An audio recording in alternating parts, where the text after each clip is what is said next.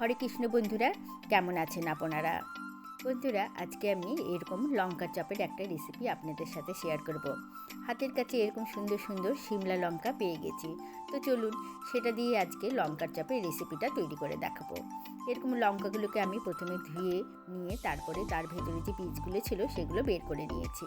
তারপরে তার ভেতরে যে একটা পুর দেব তার জন্য কয়েকটা আলু সেদ্ধ করে নিয়েছি। তারপর এদিকে কড়াইয়ে তেল গরম হয়ে গেছে, তার মধ্যে দিয়ে দিলাম কারি জিরা, আদা ও কাঁচা লঙ্কা ফোড়ন।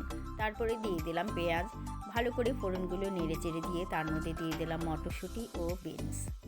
এরপর দিয়ে দিব আন্দাজ মতো নুন, গোলমরিচের গুঁড়ো, দিয়ে দিলাম কাশ্মীরি লঙ্কা গুঁড়ো ও ধনে জিরে গুঁড়ো মশলাগুলো ভালো করে উপকরণগুলোর সাথে মিশিয়ে নিয়ে দিয়ে দিলাম কিছুটা হলুদ।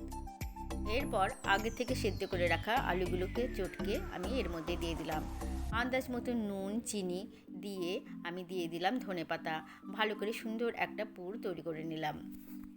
তারপর এদিকে একটা বেসনের ব্যাটার তৈরি করে নিয়ে নিলাম 4 চামচ বেসন, 1 চামচ আতপ চালের গুঁড়ো, আন্দাজ মতো নুন, কালি জিরে, আর নিয়ে নিলাম জোয়ান, ধনে জিরে গুঁড়ো মশলা, কাশ্মীরি লঙ্কা গুঁড়ো, হলুদ ও গোলমরিচের গুঁড়ো।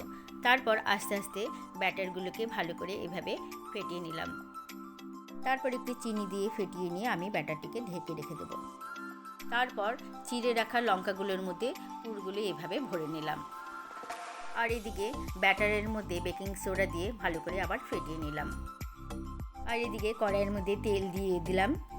তারপরে কড়াইয়ের তেলটা যখন গরম হয়ে যাবে এইভাবে সেই লঙ্কার চপগুলোকে বেসনের গোলার মধ্যে ডুবিয়ে এইভাবে ছেড়ে দিলাম সবগুলোকে। এইভাবে লঙ্কার চপগুলোকে আমি তৈরি করে নিলাম। বাড়িতে সুন্দর এরকম লঙ্কা চপের একটা রেসিপি তৈরি হয়ে গেল।